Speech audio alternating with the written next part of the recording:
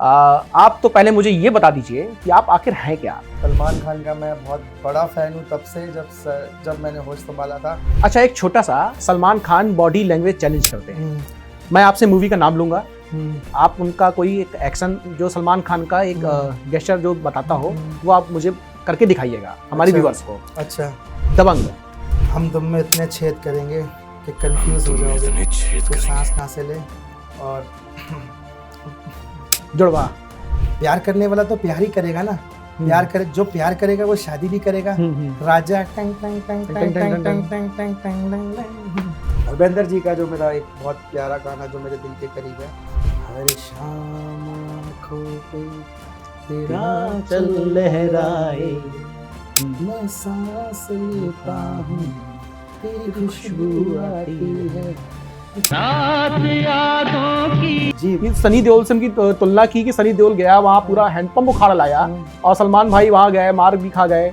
बजरंगी भाईजान सही। और उस समय भी भारत पाकिस्तान के रिश्ते बहुत अच्छे नहीं थे, बहुत अच्छे। इसके बाद भी इस तरीके की मूवी बनाना और दिखाना। सलमान खान की ऐसी कौन सी पिक्चर जिसको देख करके आपको ये लगा था यार मैं भी ना सल्लू भाई ऐसा ही बनूंगा? जब प्यार किसी से होता है। सबसे पहले कैमरा चलाना शुरू किया होगा तो सबसे पहले कौन सा वीडियो बनाया था? मैंने सलमान खान के सारे 90s के लुक रिक्रिएट करे। क्या बचपन से ही आपके अंदर सलमान खान की दीवानगी शुरू हो गई थी? हाँ, बचपन। नमस्कार, बहुत बहुत स्वागत है आपका हिंदी खबर में। आज हमारे साथ में मौजूद हैं एक ऐसे शख्स जिनकी इंस्टाग्राम रील में सलमान भाई की बॉडी लैंग्वेज दिखाई देती है, जिनके डायलॉग्स में सलमान भाई की महक है। Social media influencer, actor, artist और सलमान भाई के सुपर वाले जबरा फैन तुषार बंसल जी। तुषार जी, बहुत बहुत स्वागत है आपका हिंदी खबर में। Thank you. कैसे आप? आप तो पहले मुझे ये बता दीजिए कि आप आखिर हैं क्या? आप क्या हैं? मतलब सोशल मीडिया इन्फ्लुएंसर कहूं मैं आपको कि आर्टिस्ट कहूं? अभी भी आपने मुझे गाना भी गा के दिखाया, मैं आपको सिंगर बोलूं? क्या है आखिर आप? हमारे व्यूअर्स जानना चाहते हैं। देखिए, मेरा नाम तुषार बंसल है और मैं तुषार बंसल ही हूँ।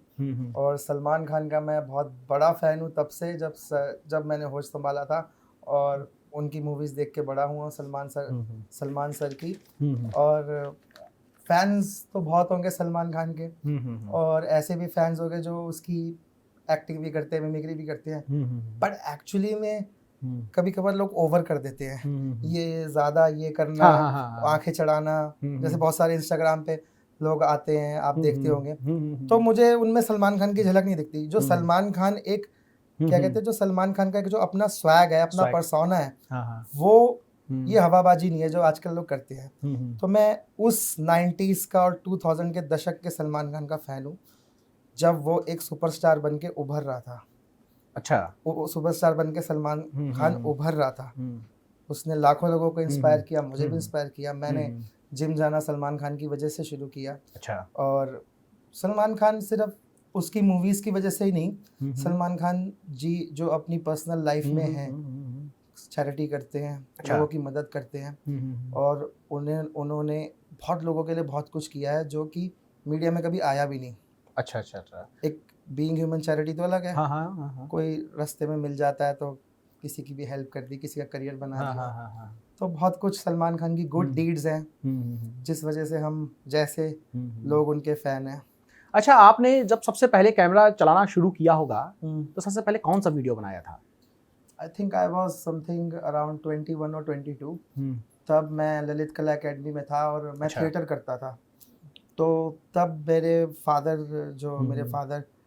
मेरे को बहुत सपोर्ट किया करते थे, अभी भी करते हैं। तो मेरे फादर ने मुझे एक DSLR कैमरा दिलाया था। अच्छा। तो उस DSLR कैमरे से तो माशाल्लाह तब मेरी बॉडी भी थोड़ी, अभी भी ठीक है, बट उस टाइम मैंने नया जिम जाना स्टार्ट किया था। तो एब्स सारे थे, सिक्स पैक एब्स थे, वो हम फिर से निकाल लेंगे। अच्छा। तो तब 6 पैक एब्स थे। तो सबसे पहले उस कैमरे से मैंने सलमान खान के सारे 90s के लुक रिक्रिएट करे। अच्छा। हाँ, जब प्यार किसी से होता है, जानम समझा करो, एंड बहुत आउटडेटेड मूवी थी उसकी एक, जो मैंने प्यार किया तो सुपरहिट ब्लॉकबस्टर थी, मूवी थी वीर गति। वीर गति 94 में आई थी। अच्छा, 94 में, जिसमें उसने अपनी बॉडी दिखाई थी सलमान खान ने। अच्छा। हाँ, लेकिन वो बहुत लोगों को पता नहीं, बहुत अंडररेटेड परफॉर्मेंस है वो सलमान खान की। अच्छा। और बहुत लोगों को उस मूवी के बारे में पता भी नहीं। तो बहुत सारी मूवीज हैं जिसने इंस्पायर किया। तो मैंने कैमरे से सलमान खान के 90s के अच्छा। लुक निकाले थे, वैसे हम्म। तैयार होके डल बॉटम्स, बूट कट जीन्स और अच्छा। हाँ, और वैसे ब्लेजर्स। अच्छा, मतलब क्या बचपन से ही आपके अंदर सलमान खान की दीवानगी शुरू हो गई थी हाँ, कि बचपन से। देख करके ही एकदम से मूवी बचपन से जी, कि छोटे से ही सोचा था आपने सलमान खान कि मेरे मैं लिए एक्टर बनूंगा, ऐसा ही एक्टर बनने इन्फ्लुएंसर का बनूंगा? सोचा था, हाँ। जो चलो देर से ही हम्म। सही नाम मिला, फेम मिला, बट कहीं ना कहीं दिमाग में ये है कि एक्टर तो एक बहुत एक रिजिड शब्द है, अच्छा। मतलब एक बहुत कंजर्वेटिव शब्द है कि एक्टर के आगे और कुछ नहीं है। तो मेरा ये कहना है कि मुझे एक्टर नहीं, मुझे सिर्फ और सिर्फ एक कलाकार बनना है। एक बहुत बड़ी बात कलाकार, है, सही बात है, सच एक बात है। कलाकार में हर इंसान आता हर है, एक इंसान आता है। सिंगर, पेंटर, डांसर, हम्म।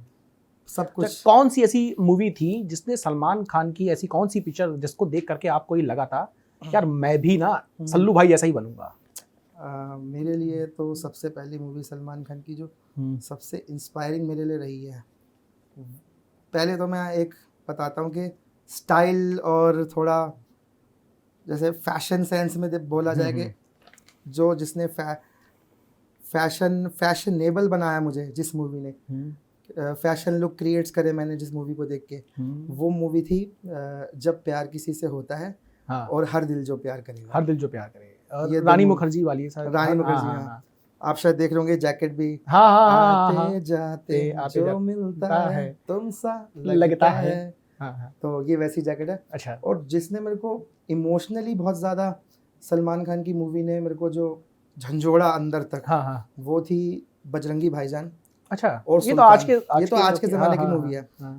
पर जैसे कि उस मूवी में दिखाया गया एक ह्यूमैनिटी, एक हाँ, प्यार, एक प्यार, जो कि दूसरे कंट्री की लड़की है, उसको वो छोड़ रहा है उस वहाँ समय पर, छोड़ रहा है। तो वो बहुत एक सही। और उस समय भी भारत पाकिस्तान के रिश्ते बहुत अच्छे नहीं थे। बहुत अच्छे इसके थे। बाद भी इस तरीके की मूवी बनाना हाँ। और दिखाना, और सबसे बड़ी बात है वहां पर जाकर के मार खाना, इसको लेकर के बिल्कुल। लोगों ने बहुत ट्रोल किया उन्हें जी। कि सनी देओल से उनकी तुलना की कि सनी देओल गया वहां पूरा हैंडपंप उखाड़ लाया, और सलमान भाई वहां गए मार भी खा गए।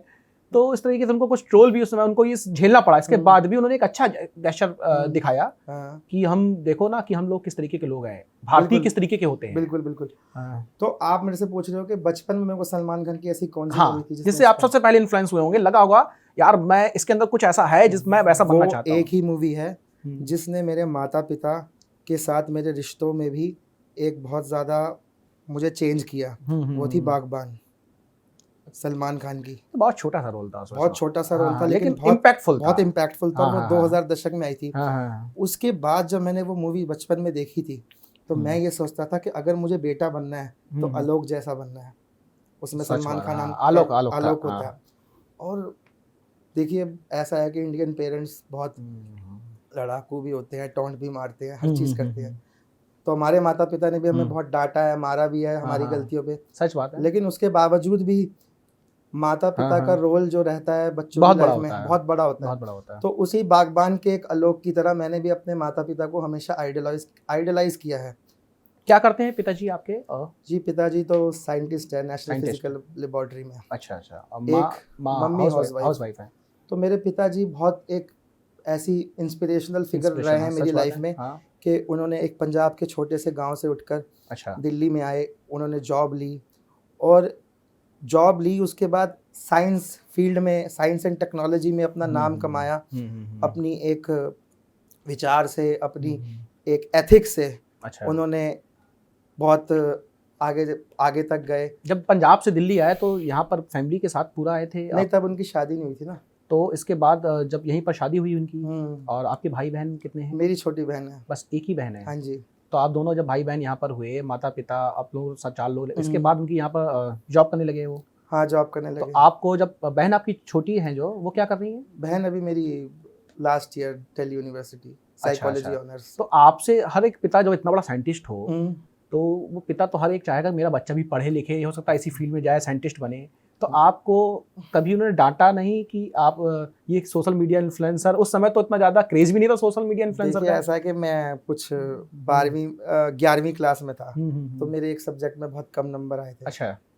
तो पिताजी ने मेरे पापा ने बहुत डांटा कि पढ़ाई पे ध्यान दे, क्या ये नाचना गाना एक्टिंग वगैरह सब कुछ, इससे क्या मिलेगा तुझे? ठीक है, बिल्कुल सही है। और वो ऐसा नहीं था कि हाँ। वो मुझे नहीं चाहते कि मैं नाम कमाऊं या अच्छा। मैं फेमस हूं। हाँ हाँ हाँ, बस वो चाहते थे कि उस समय मैं इन सब चीज़ों को छोड़ दूं, छोड़ दूं, हर एक पिता चाहते हैं, सच बात है। एक्टिंग, हाँ डांस। हाँ, लेकिन कहीं ना कहीं नहीं छोड़ा, और मेरे पिताजी ने मेरी सबसे बड़ी विश पूरी करी, मेरे को थिएटर करवाया। अच्छा अगर अच्छा, उन्होंने ही करवाया। मेरे पिताजी बहुत बड़े साइंटिस्ट हैं, हाँ, उनके हाँ। पास MBA की डिग्री भी है, साइंस एंड टेक्नोलॉजी में भी उन्होंने काफ़ी रिसर्च कर रखी है। तो एक साइंस एंड टेक्नोलॉजी वाला इंसान सच बात है, कभी भी अपने लड़के को कभी नहीं जाने देगा, सच बात है, सही बात है, थिएटर बिल्कुल नहीं करने नहीं देगा। करने देगा। लेकिन फिर भी उन्होंने मेरी खुशी के लिए वो सब कुछ किया जो कोई और बाप होता या कोई और फादर होता वो अपने लड़के के लिए ना करे।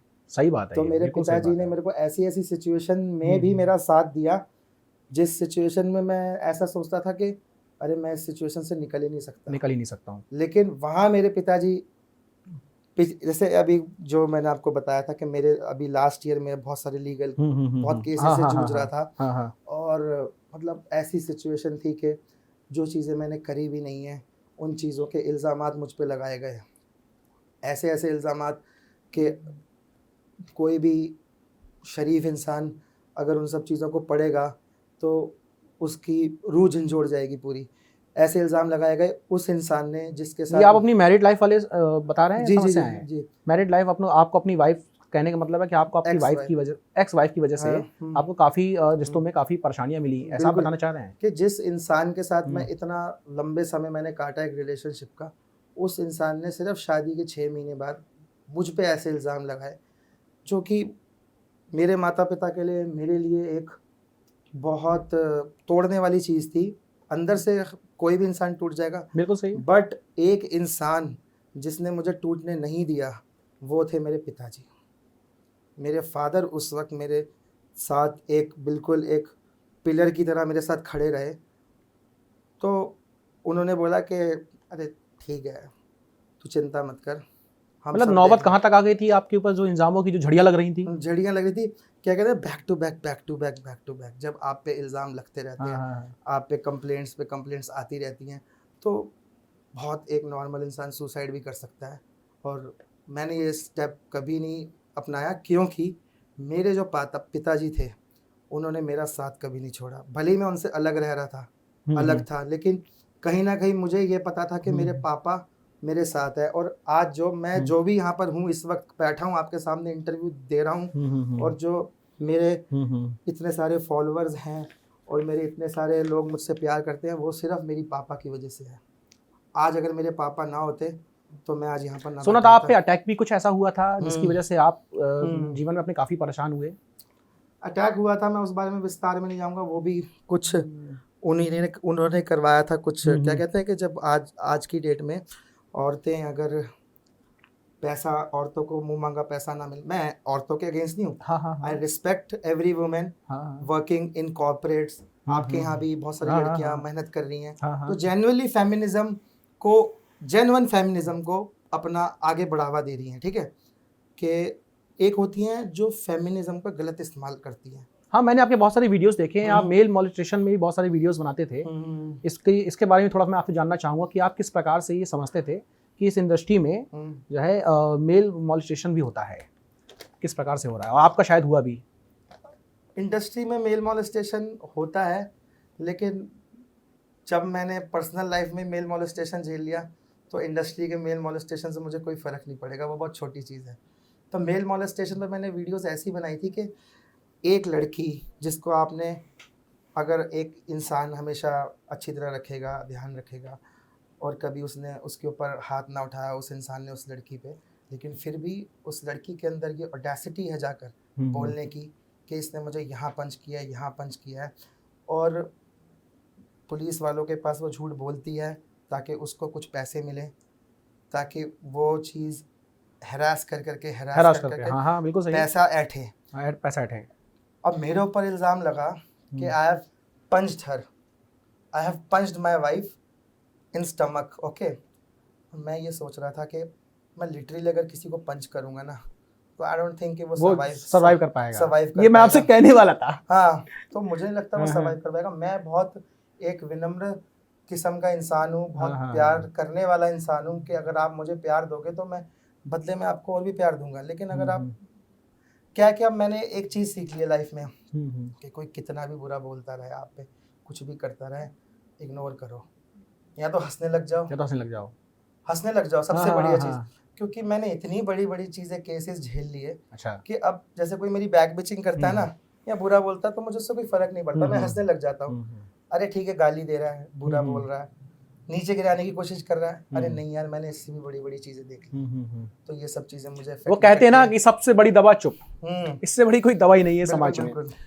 तो जो आपके कुछ अपकमिंग बिजनेस प्लान है जिनके बारे में मैं अभी आपसे थोड़ी देर पहले चर्चा कर रहा था, तो क्या है अपकमिंग बिजनेस प्लान, क्या आप सोच रहे हैं अपने भविष्य के बारे में? क्योंकि सोशल मीडिया इन्फ्लुएंसर से कहीं तो जर्नी आगे बढ़ रही होगी ना आपकी, सोच तो रहे ही होंगे आप।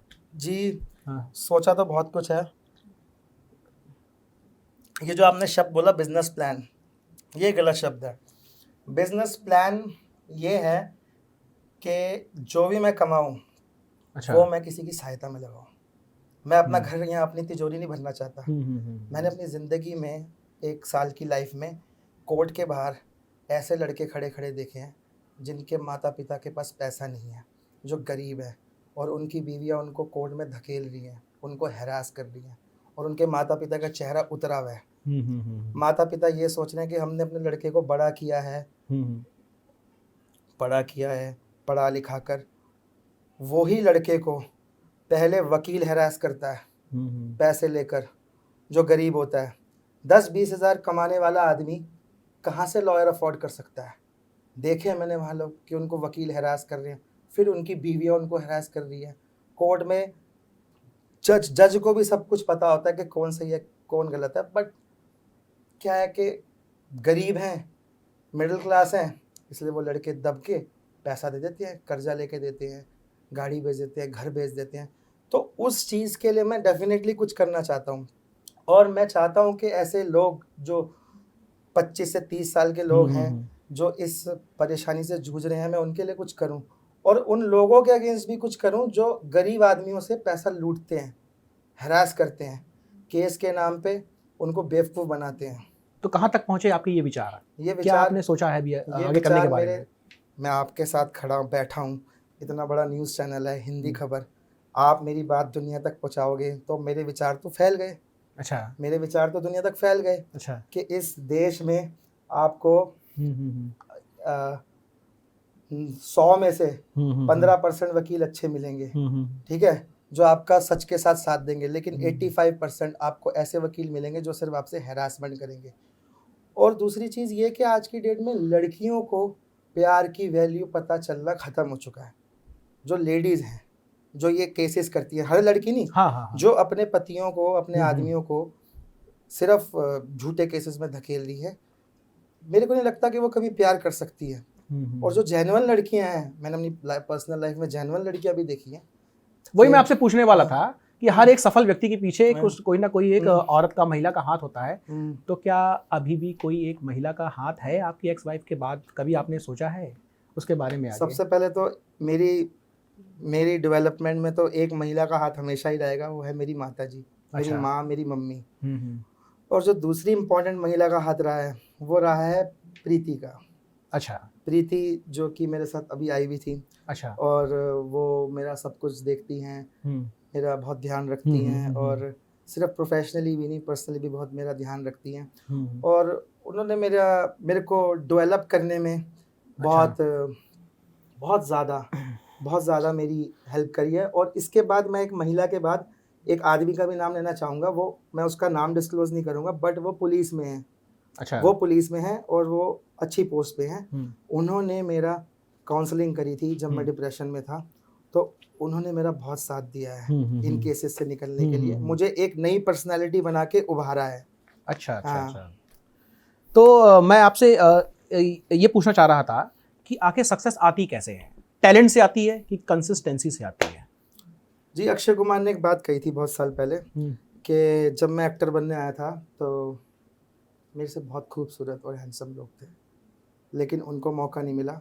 ये शायद कहीं ना कहीं मेरा 70-80% लक था और 20-30% मेहनत, जो आज मैं यहाँ पर हूँ। तो सक्सेस का मतलब भी मैं आपको यही बताता हूँ कि मेरे से ज़्यादा लोगों के पास पैसा है, बिजनेसमैन मेरे से बड़े बड़े बिजनेसमैन हैं जो करोड़ों रुपए कमाते होंगे, वो उनके घर में भी कोई बच्चा होगा, कोई सुंदर बच्चा होगा, हैंडसम बच्चा होगा, पैसे से तो वो भी बन सकता है। बिल्कुल सही है। तो मेन बात यह है कि पैसा हर जगह काम नहीं आ सकता। बिल्कुल सच बात है, आपके संबंध आपके रिश्ते ही काम आते हैं हर जगह। मेरे हिसाब से सक्सेस के लिए टैलेंट तो काम आता बिल्कुल है, सही ठीक है। है, हाँ, लेकिन थोड़ा बहुत ना आपके माता पिता की दुआएं भी साथ आती हैं। जिस थोड़ा इंसान बहुत नहीं, मुझे लगता है कि कुछ ज्यादा मेरे को लगता है हाँ। जिस आदमी के ऊपर उसके हाँ। माता पिता का हाथ नहीं है या दुआएं नहीं है, वो आदमी कुछ नहीं कर सच बात सकता है। एक और चीज़ के जैसे कि बहुत सारे लोग होते हैं जिनके माता पिता भी बहुत मटेरियलिस्टिक और बहुत ईगोइस्टिक और बहुत हाँ, मतलबी होते हैं, हम्म। तो वो अपने बच्चों को भी ना कभी आगे नहीं बढ़ा सब पाते। वो सिर्फ अपने बच्चों को पैसे का मोल सिखाते रहते पैसे हैं का मोल कि सिखाते बेटा हैं, पैसा ऐसे कमाओ, ऐसे कमाओ। पैसा ऐसे कमाओ, पैसा ऐसे कमाओ। मेरे माता पिता ने मुझे कभी पैसे के बारे में नहीं बोला। मेरे पिताजी ने मेरे को सिर्फ एक बात कही थी कि अगर आप किसी की मदद कर रहे हो तो आप भूल जाओ, अच्छा। What ever the amount is, God is watching, ऊपर वाला देख रहा है, वो कहीं ना कहीं घूम फिर के आपके पास वापस ज़रूर आएगा।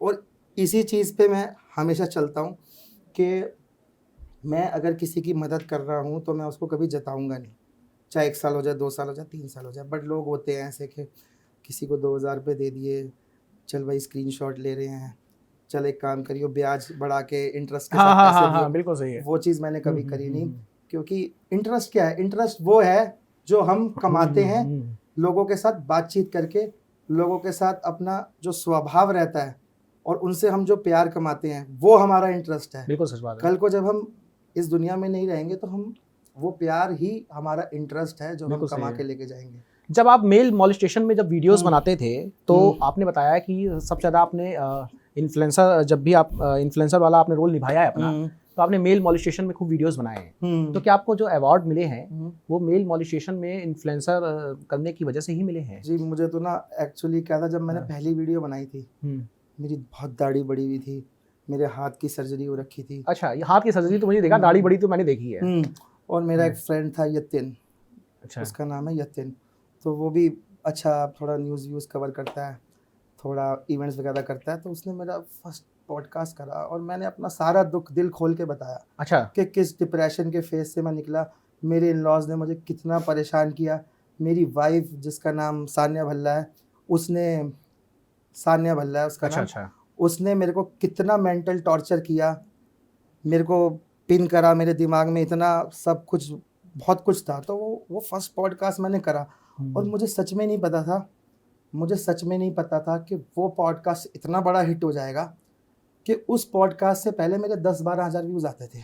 अच्छा। लेकिन उस पॉडकास्ट पे मैंने 50K क्रॉस करा, 50K क्रॉस किया और मेरे को बहुत मैसेजेस आने लगे, लड़कियों के भी लड़कों के भी, हर वर्ग के मैसेज आने लगे कि क्या स्टोरी है, क्या हुआ है, क्या कहानी है। फिर धीरे धीरे मैंने हर पार्ट्स में उन अपनी कहानी को बताता गया, शेयर करता गया। और सडनली एक दिन मेरे को कुछ इंस्टाग्राम पे एक मैसेज आया, कोई बिज एक्सपो अवार्ड्स करने वाले थे वो नोएडा में सेक्टर 62 में, कि we want you to join us and आपको हम एक अवार्ड देना चाहते हैं। मैंने कहा ये अवार्ड तो देना चाहते हैं। तो तब मुझे पता चला कि हाँ, मेरी चीज़ें दुनिया तक पहुंच रही हैं, लोग देख रहे हैं। पर वो एक अवार्ड इसलिए भी देना चाह रहे थे क्योंकि मैं ना सलमान खान के ऊपर भी पॉडकास्ट शूट करता रहता था। अच्छा, मेल मॉलेस्टेशन पे तो करता था, बट मैंने कभी एक बॉलीवुड का साथ कभी नहीं छोड़ा आपने। तो अगर आपने अपने शौक को भरपूर जिया है। जी, अगर मैं एक वीडियो बना रहा हूँ, मैं हमेशा 2 पार्ट्स में वीडियो बनाता था। अच्छा। एक पार्ट मेल मॉलेस्टेशन पे रहता था और जो दूसरा पार्ट रहता था वो बॉलीवुड के ऊपर रहता था। अच्छा। तो लोग पहला पार्ट देख के अगर दुखी होते थे तो दूसरा पार्ट देख के खुश होते थे। अच्छा। तो मैं बैलेंस बना के चल रहा था। तो जब आपको, मैंने सुना है कि कुछ पेंटिंग का भी शौक रहा है।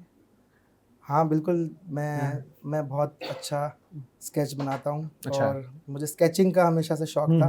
जब मैं छोटा था तो मैं सलमान खान और धर्मेंद्र जी के, सनी देओल जी के, अच्छा, ये 3 उस टाइम इसमें कभी कोई अवार्ड मिला है आपको स्केचिंग? हाँ, मेरे को स्कूल में।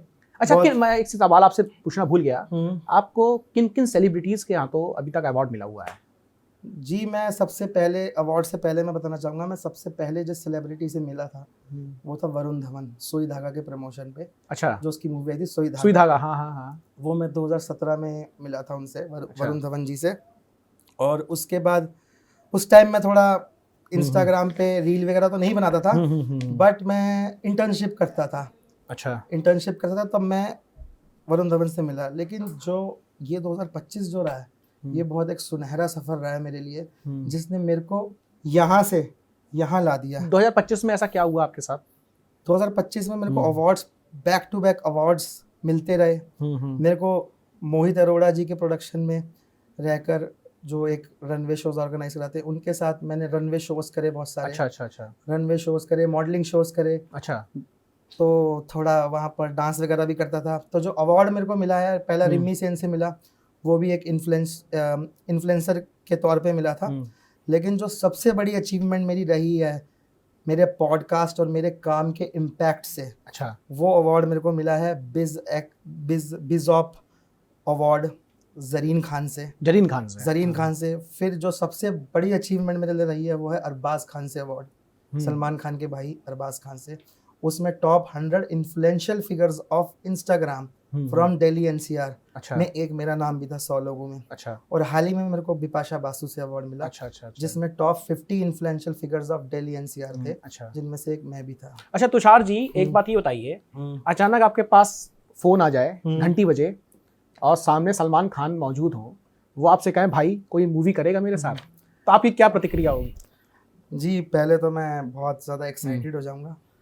मतलब इतना एक्साइटेड हो सकता हूँ कि मेरे हाथ से कुछ गिर ना जाए। अच्छा।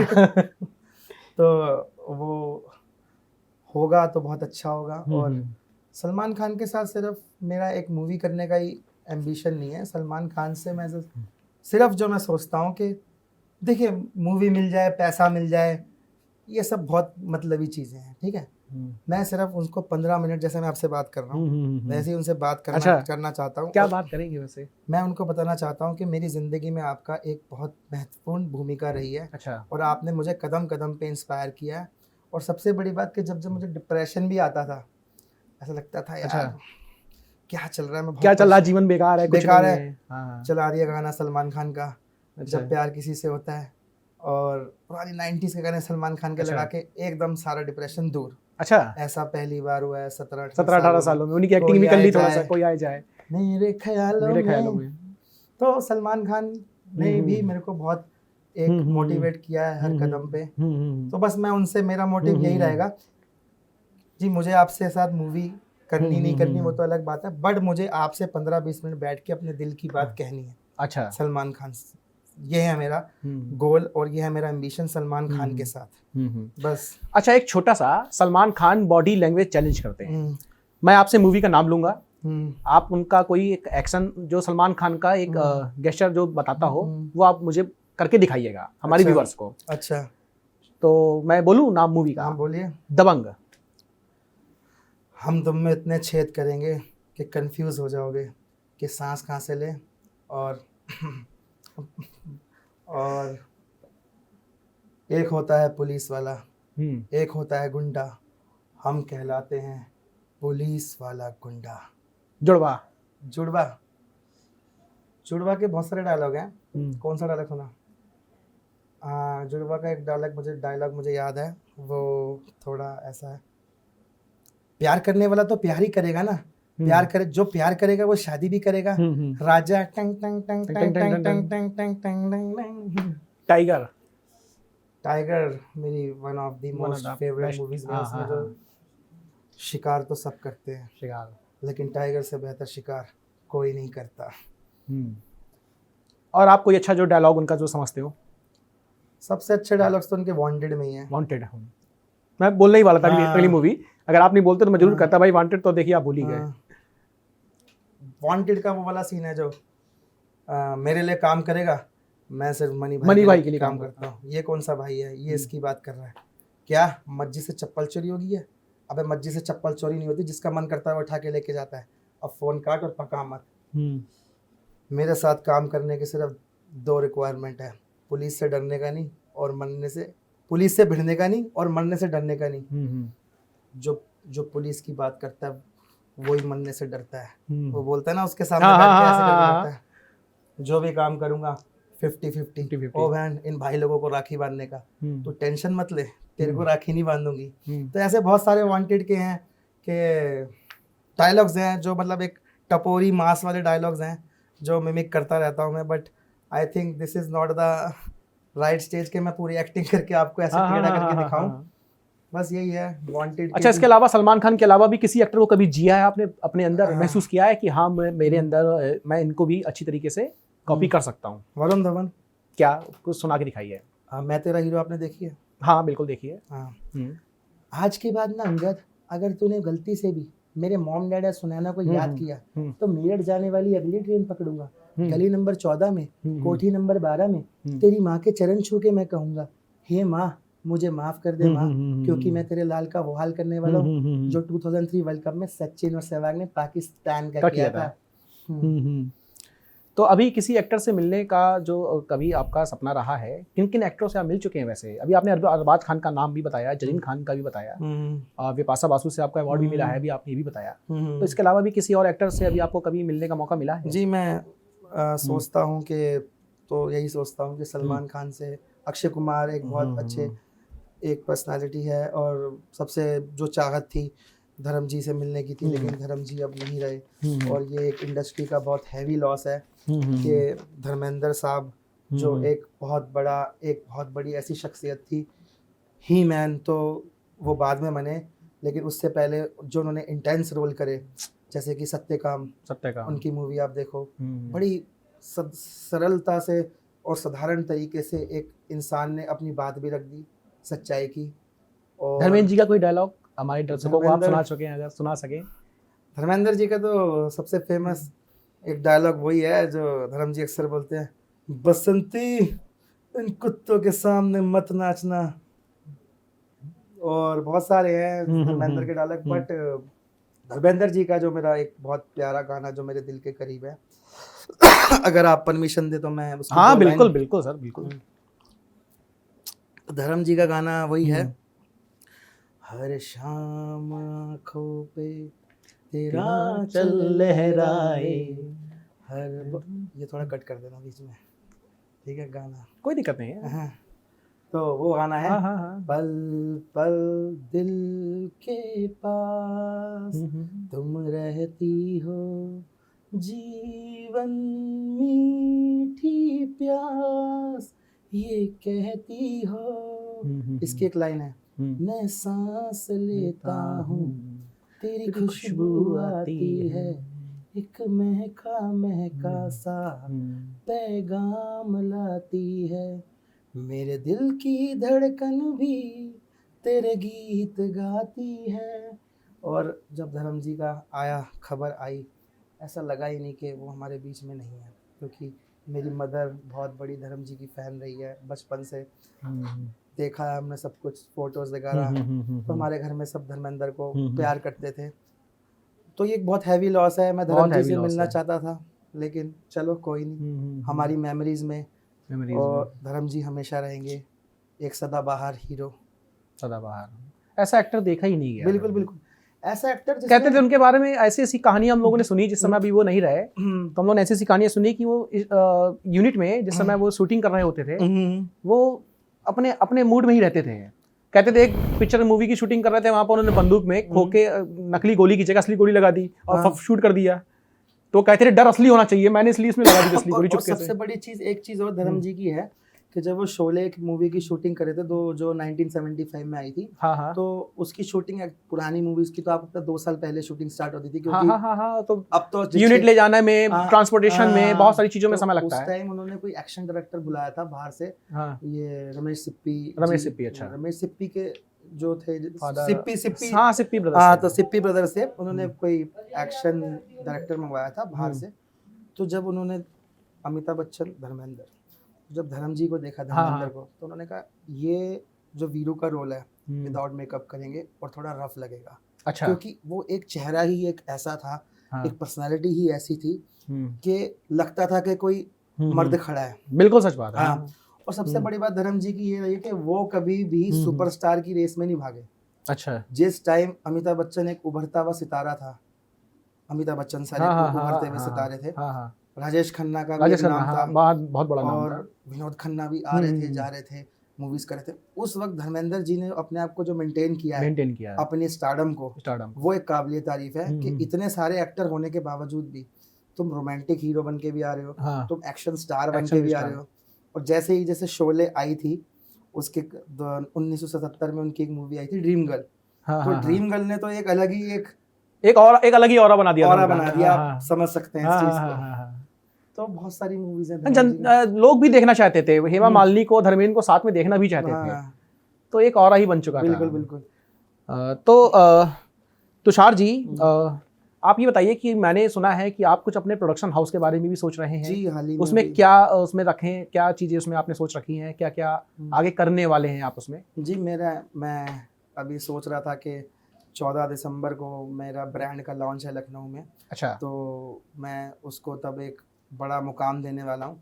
तो उसका नाम है Tushar entertainments, Tushar entertainment. And उसके नीचे का एक मैं लोगो भी डिज़ाइन कर रहा हूँ। अच्छा। तो वो Tushar entertainment and sunrise production. उसमें क्या लोगों को अपॉर्चुनिटीज मिलेंगी, क्या करेंगे आप उसमें? उसमें अपॉर्चुनिटी ये मिलेगी कि मैंने अपनी लाइफ में बहुत सारे फ्रेशर्स और टीनेजर्स देखे हैं, अच्छा। क्योंकि मैं भी एक टाइम पे टीनेजर रहा, हाँ, हाँ। और मैं भी पॉकेट मनी पे जिंदा रहता था। हम्म। लेकिन मेरे से भी बुरी फाइनेंशियल कंडीशन होती है हम्म। टीनेजर्स की, जो बहुत खूबसूरत है, अच्छी बॉडी है उनकी, और वो अपनी मॉडलिंग लाइन में कुछ करना चाहते हैं। तो मेरा मोटिव ये रहेगा कि मैं बहुत कम से कम और रीजनेबल रेट्स में उनके लिए कुछ करूं, उनको रैम्प वॉक करवाऊं, अच्छा। उनको कॉस्ट्यूम्स दूं, और जो उनका सपना है रैम्प वॉक करने का, शोज करने का, एक चकाचौंध की दुनिया में आने का, वो मैं पूरा उनको करूं। सिखाएं, एक्टिंग भी सिखाएंगे अब स्कूल? बिल्कुल सिखाएंगे। ऐसा कुछ सोचा है उसमें? देखिए, मैं एक ऐसा रनवे शो करना चाहता हूँ हाँ, जिसमें सिर्फ मॉडलिंग ना हो, हाँ, हाँ, वो एक रनवे शो हर कलाकार के लिए हो। मैंने हाँ। जब स्टार्टिंग में बोला कि कलाकार का मतलब है actor, model, singer, dancer, painter, सब कुछ। सब कुछ। कला का कोई रूप नहीं है, कला का कोई रूप नहीं। हर कलाकार हम्म। उस रनवे शो में आके अपना हुनर दिखा सके। और मैं यही चाहता हूँ कि जो मेरा प्रोडक्शन हाउस है वो कलाकारों को ही मौका दे, जो रियल में कलाकार है। ऐसे तो किसी को आप 50,000 रुपये किसी पे खर्चो, चल बेटा ये कपड़े वगैरह पहन ले, उसके बाद उसको तैयार करवा के थोड़ी रैम्प वॉक सिखा के, तो मॉडल तो वो वैसे ही बन जाएगा। बिल्कुल सही है। लेकिन कलाकार बनना वो बहुत मुश्किल है। इसलिए हम सोचते हैं कि कलाकार पहले बनो, फिर आप कुछ भी बन जाओ, एक्टर, मॉडल, क्रिएटर, लेकिन कलाकार बनना बहुत जरूरी है। बिल्कुल सही बात है। और इस प्रोडक्शन हाउस में अभी 14 जो दिसंबर को आप लखनऊ में इसकी जो लॉन्चिंग कर रहे हैं, तो इसके लिए क्या आगे मतलब किस प्रकार से प्रचार कर रहे हैं आप, इसका बता रहे हैं लोगों को, तो लोगों को कैसे पता चलेगा इसके बारे में? देखिए, प्रचार तो बहुत अभी व्हाट्सएप वगैरह तक ही है, और अच्छा, थोड़ा बहुत सोशल मीडिया तक ही है। लेकिन प्रचार कभी कर होता है कि बहुत प्रचार हो जाता है, बिल्कुल सही, और फिर वो चीज़ चलती नहीं। तो मैंने बहुत अभी इसको लिमिटेड ही रखा हुआ है, और मेरे पास कुछ लोग हैं जो इससे जुड़ेंगे। अच्छा। और फिलहाल तो अभी अपने ब्रांड को उठाने के लिए तो मैं अकेला ही काफ़ी हूँ। मैं एक सलमान खान के स्टाइल में थोड़ी वॉक कर दूंगा, थोड़ा डांस कर दूंगा, तो वो ब्रांड का नाम तो अपने आप उड़ जाएगा। लेकिन हाँ, उसके बाद जो उसके साथ जुड़ेंगे वो एक देखते हैं कि कैसे कितने लोग जुड़ते हैं। अच्छा। बट ये तो है कि ब्रांड लॉन्च लगभग होने वाला है। अच्छा, तो कभी आपने सलमान खान की जो स्टाइल आप इतनी करते हैं कॉपी, तो कभी कोशिश की कि उन तक पहुंचने का प्रयास किया, कभी मुंबई गए हों? जी, हाल ही में जब अरबाज सर से मेरी मीटिंग हुई थी, तो मैंने उनके बात कान में ये बात डाली कि big fan of Salman Khan, और मैं उनको आइडलाइज करता हूँ, सिर्फ मूवीज से नहीं, उनकी पर्सनल लाइफ से भी। तो उसमें क्या था कि अरबाज खान जी के लिए मैं एक स्केच बना के गया। अच्छा। वो मैंने बहुत जल्दबाजी में बनाया, रात को, थोड़ा बड़ा स्केच था। तो मुझे पता नहीं मैं कैसे, इतनी जल्दबाजी में, इतनी एक्साइटमेंट थी मुझे अरबाज खान जी से मिलने की, कि मैं अर्पिता जी को डालना भूल गया। अर्पिता जो उनकी बहन है, अर्पिता मैम, हाँ, मैं समझ गया। तो मैं गया उनके पास, तो उन्होंने बोला इसमें अर्पिता नहीं है। वो हाँ, मैंने कहा एक्चुअली सर इसमें तो सलमा मैम भी नहीं है, सलमा मैम भी नहीं है इसमें। आई मेक श्योर कि मैं नेक्स्ट टाइम आपसे मिलूँ तो मैं पूरी फैमिली पिक्चर कंप्लीट करके। तो उन्होंने बोला मुझे कभी भी कोई भी फैमिली पिक्चर देगा मुझे ये करके बोला है, जैसे मैं बता रहा हूँ ऐसे बोला अरबाज जी ने। कभी भी कोई भी फैमिली पिक्चर देगा, अर्पिता को तो जरूर डालियो। अभी मैं ये एक्सेप्ट कर रहा हूँ, लेकिन नेक्स्ट टाइम जब भी फैमिली पिक्चर होगी उसमें अर्पिता को डालना ही डालना है। तो वो थोड़ा कहीं ना कहीं थोड़ा डांट के भी बोला, बट जो भी रहा, उनका एक बहुत अच्छा स्वभाव और नेचर रहा। मेरे कंधे पे हाथ रखा उन्होंने इस चीज के लिए कि मैं भाईजान का बहुत बड़ा फैन हूँ। मुझे समझाया, काफी बात करी, जो एक 6 से 7 मिनट की बात थी, जो मेरी अप्रोक्सीमेटली 7 मिनट की बात थी अरबाज खान जी से, वो एक बहुत अच्छी रही मेरी कुल मिला के। और इस न्यूज़ चैनल के माध्यम से मैं ये भी कहना चाहूँगा कि अरबाज सर, नेक्स्ट टाइम जब आपसे मिलूंगा तो अर्पिता की फोटो होगी। अरे आप हमारे यहाँ ही दिखा दीजिएगा, तो हम भी उनको टैग कर देंगे, उनको पहुँचा देंगे।